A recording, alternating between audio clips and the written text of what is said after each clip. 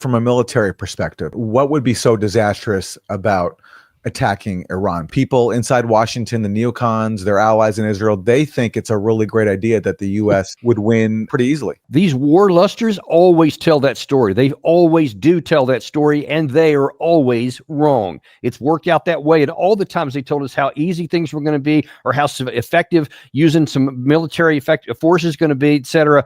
And instead, we have catastrophe and 2 decades of failure in Afghanistan, whatever it is, 18 and counting in Iraq so far, and that's worse in some ways than it was before. Certainly in terms of the regional dynamics, because instead of having a bulwark against Iran, now then you have common cause between the governments of Iran and Iraq. So well done on that, all the sacrifice we made. But listen, we got to start at the top of this. There is absolutely no legal ground for the president to take on to do this operation. This directly violates the United States Constitution, Article 1, and the 1973 War Powers Act. Full stop, period. No questions about it. Because unless there is pre-existing congressional authorization in the form of either a declaration of war or like an AUMF, like was used in the Iraq War following 9/11, or that we were attacked by Iran, only those conditions allow the president of the United States to unilaterally just send our troops in to attack another country. And what really is troubling, this is not so much a condemnation of Trump as it is a condemnation of our political system right now, that no one's even addressing this. No one's even considered whether he does or doesn't have it. Now then, we have just literally forfeited what was supposed to be a check and balances on our government. And now that we have handed over to the chief executive, whether it's Trump or somebody else in the future, the ability to just, as a monarch, to use the armed forces as he sees fit. And that has really frightening overtones by itself. And if you want, I can get into the military reasons why this is disastrous, but that's a good place to start. Well, I'd love to hear that. I mean, you have the fact, and Iran has, been very vocal about this, that if there's an attack on Iran, one of the first targets for Iran would be the U.S. military bases all around the region. Exactly. That is my number one primary concern. There's many, but that's where it starts. And I have been warning for, well, at least since 2019. And every time I was on television somewhere, I've been saying, get our troops out of Syria, because all they do is serve as strategic vulnerability. They do absolutely nothing for our national security. It doesn't help us in the counterterrorism operation. It's not continuing to destroy ISIS, which we claim all the time. There's no truth to that. But instead, we have the troops all over there. We've already lost 3. Last year, we had 3 killed when one of these Iran-backed militias, in response to what Israel was doing in Gaza and in Lebanon, attacked some of our troops, and 3 of them were killed in a drone strike. But we've got troops all over the area, and Iran correctly has said, if you attack us and go to war with us, we're going to hit these places. And I'll just tell you, from a military perspective, the air defense that many of these locations have is tactical air defense, meaning like Katyusha rockets or drones or something small, mortars maybe. It is not for ballistic missiles. And Iran certainly knows which places have ballistic missile defense and which places don't. And there's nothing that we could do. If they come in and attack some of these, especially smaller outposts, and I've been on some of those and I know what it's like out there, you have no protection at all. And we would be at their mercy. And of course, now you're talking also about the shipping. You're talking about Air Force, because there's lots of reports that after these 2 rounds in 2024, where Iran and Israel went back and forth with American help, we have to point that out, with a lot of these drone attacks, that the last one, Israel went in and took out a lot of air defense. Well, a lot of reports say that Russia has helped them to rebuild that and expand it to S-300, S-400 potentially, meaning that we could send in heavy bombers like Diego Garcia or some of the Israeli Air Force, and they could get shot down. I mean, don't think that Iran is like Iraq or Libya in the past, where you can just do whatever you want and no one can do anything in response. These guys have some capability, and they could reach out and hurt us directly. And then, of course, you have the issue of the oil infrastructure in the region. I'm not even talking about the Strait of Hormuz at the moment. I'm talking about they could attack American allies in the region and said, hey, you're going to be coming after us, then you're going to have your own oil systems hit here, and we're going to go after your friends in the region. You never know what they can do. There's a large range, and I'm not saying all these things would happen. I'm saying all these things are possible, and we just don't know how desperate the Iranians would be if this happens. A lot of these people you mentioned a minute ago, I call them the war lusters. see, they think that Iran will stay in its package. They think that they know that they can't respond like that or they would be destroyed. So these, surgical strikes, so-called, they wouldn't respond because, then they would be afraid of more coming.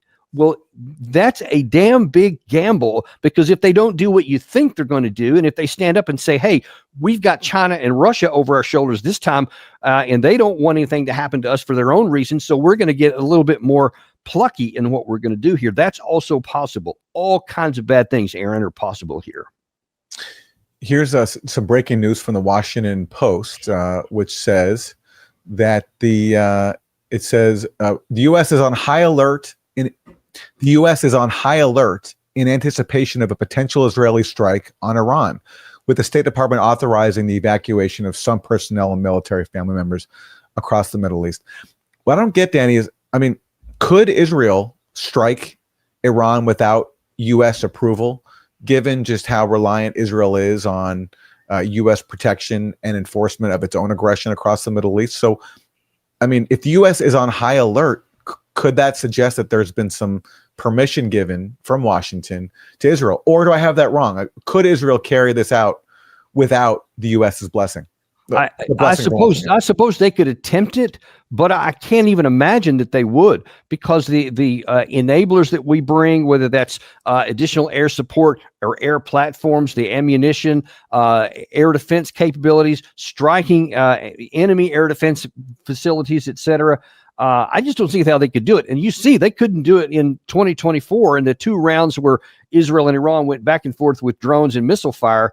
So I don't think that they could do it alone here. And when you're talking about something like this is not just, we're going to launch a few missiles here. You would have to have a sustained campaign. It's going to have to be multiple days. And we know in the recent days in open source reporting, we've seen that some of these facilities are miles underground or very, very far into the sides of mountains. And even the best bunker busters we have aren't going to knock out everything.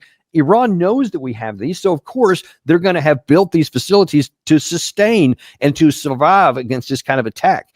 And if you think that you're going to prevent Iran from having a nuclear weapon by going after these facilities, the most likely outcome is that you're going to push them into it. So that may be the biggest consequence of all, that all of a sudden, if once you start doing this, I would imagine that Iran is probably aware of what's capable. They certainly have seen enough to understand what we may do, that they would have had these facilities and all this plutonium that's been pre-processed to 60% already, and they probably have some centrifuges that are very protected, that they could ram and spin them up to get it to that 90% pretty short, and that they could probably produce 2 or 3 bombs in a short order. And then all of a sudden one day we look up and like shortly, and there's a big nuclear test that's been going on.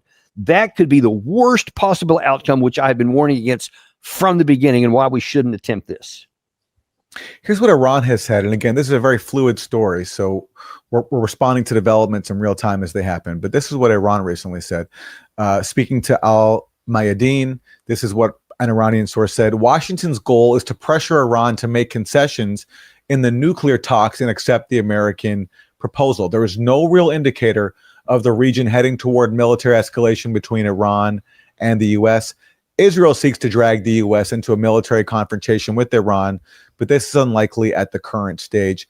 Any Israeli military step against Iranian nuclear facilities will be met with an unprecedented response from Tehran. So what do you make of this?